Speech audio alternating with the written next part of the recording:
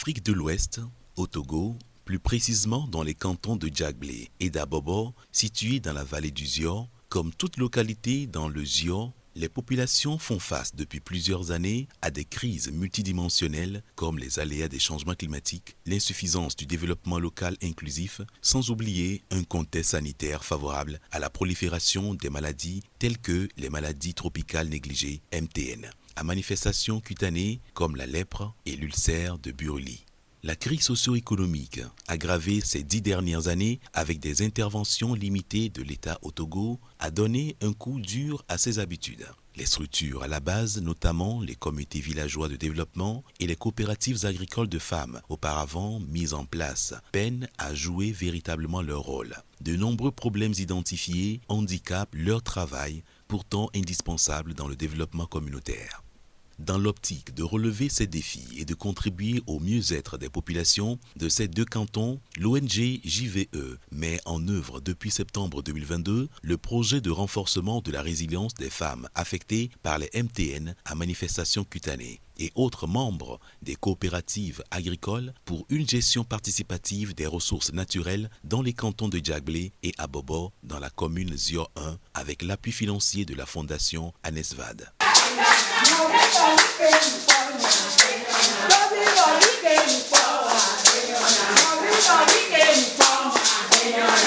Village bénéficiaire, Adidomé, Abolavé, Abobokbogede, Abobo Centre, Gbamakopé, Zeglé, Ziogba, Rlankopé. L'objectif global visé par le projet est de contribuer à une gestion rationnelle et participative des ressources naturelles pour le bien-être des populations affectées par les MTN des cantons d'Abobo et de Djaglé dans la préfecture de Zior à travers les activités de résilience communautaire. L'accompagnement de création et de redynamisation des coopératives, au total 8 coopératives de plus de 284 membres, est mis en place avec à leur tête des organes de gestion, présidente, secrétaire, trésorière et de comités de surveillance. Le renforcement des capacités sur la vie associative, la bonne gouvernance et la gestion financière, leurs droits et le leadership où elles ont été outillées sur les techniques de gestion de conflits, entre autres, afin d'assurer leur rôle au sein des comités villageois de développement CVD et des coopératives. Le renforcement des capacités pour la pratique de l'association villageoise d'épargne et de crédit avec, où elles ont été équipées de caisses, carnets, encreurs, sacoches, tout équipement indispensable au bon fonctionnement du système. À ce jour, les coopératives disposent d'un fonds d'épargne moyen de 500 000 francs CFA dans leur caisse.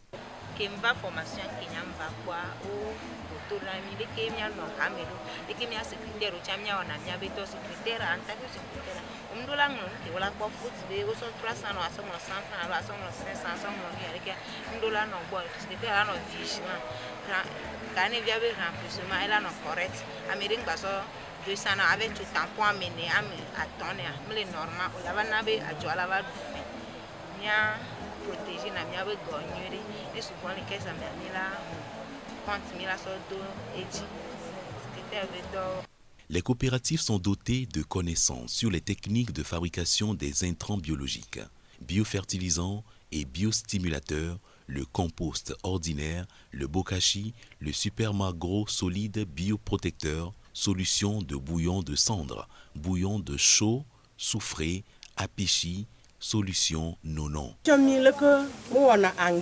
Ceci dans l'optique non seulement d'augmenter la productivité du sol cultivable grâce à l'utilisation des pratiques de gestion intégrée de la fertilité des sols, en particulier des intrants agricoles respectueux de la faune et de la flore, mais aussi afin qu'ils comprennent et maîtrisent l'agroécologie comme outil de résilience au changement climatique et de la souveraineté alimentaire.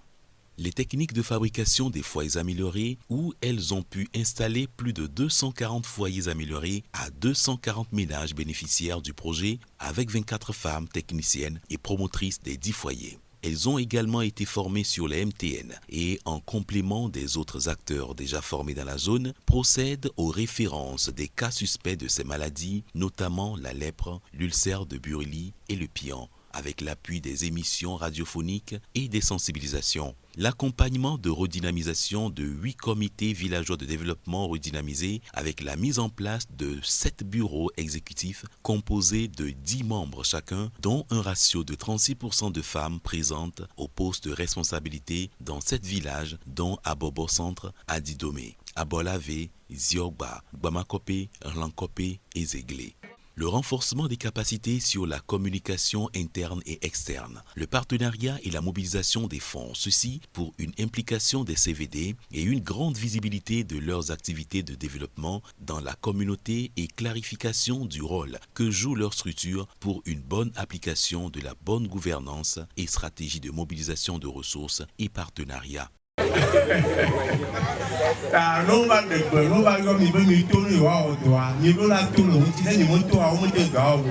Le projet a également formé 4 enseignants et a réalisé des cours de mission PEC, Programme Écologie et Conscience, à l'endroit de 240 élèves de CEG afin de les outiller à devenir des agents de changement de comportement, des champions et défenseurs de la protection et de la gestion durable et saine des ressources naturelles au niveau local. Dans sa stratégie d'opérationnalisation, un comité de pilotage composé de structures telles que l'ICAT, l'ANADEB, la mairie Zio 1, les directions préfectorales de l'enseignement, de la santé, de l'action sociale grâce aux activités du projet. Au total, 8 coopératives de 284 femmes et en moyenne 30 par coopérative sont mises en place. 8 CVD sont redynamisés. 240 élèves de CEG, dont 45,83% de filles et 54,17% de garçons, 4 enseignants de la SVT, 240 foyers améliorés ont été installés et 40 ménages vulnérables ont bénéficié de 40 cuisines équipées de foyers améliorés pour une cuisson propre effective. Ceci donne un total de 562 bénéficiaires directs, dont 412 femmes et 150 hommes. Le projet a ouvert une brèche aux communautés de s'essayer aux activités génératrices de revenus de pépiniéristes, pouvant faciliter la création des forêts communautaires ou restauration des paysages forestiers de leur zone et ainsi contribuer au renforcement du couvert végétal au Togo. Au total, 3,53 hectares sur terre ferme et 1 hectare de mangroves dans la zone humide ont été reboisés.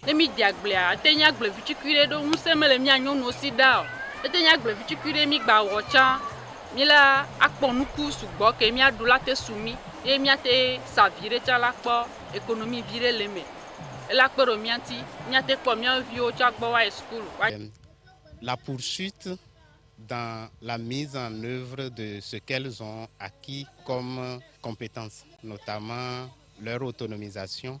Il y a le volet qui est important, qui concerne les coopératives d'épargne et de crédit. Donc elles sont équipées et elles sont outillées. Nous pensons qu'elles doivent continuer par le faire. Nous souhaitons qu'elles puissent continuer. Et spécifiquement pour les maladies tropicales négligées, s'il y a des cas suspects, qu'elles puissent renforcer la détection en référant ces cas vers les formations sanitaires. En perspective, pour l'heure, un plan de suivi a été élaboré pour une continuité des activités dans les zones du projet, un déploiement des activités dans les villages aux alentours, une présence effective et soutenue des membres du comité de pilotage, une prise en compte des actions dans le programme des représentations ministérielles et une profonde redynamisation des cantons pour un développement concret.